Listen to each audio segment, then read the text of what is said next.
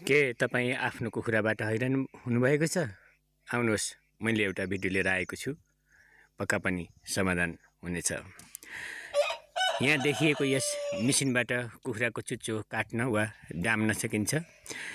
यसो गर्दा कुखुराले एक आपसमा जुझ्ने, झगडा गर्ने काम गर्न सक्दैनन्।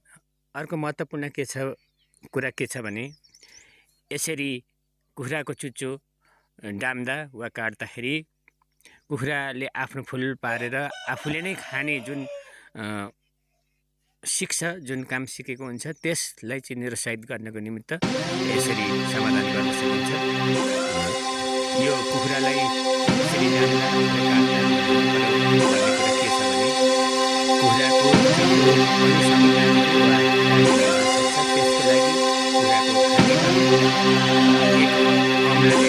दिएर कुखुराको जिब्रोलाई भित्र दबाउन सकिन्छ, जसले गर्दा सहजै हिसाबमा कुखुराको चुच्चोलाई डाम्न सकिन्छ।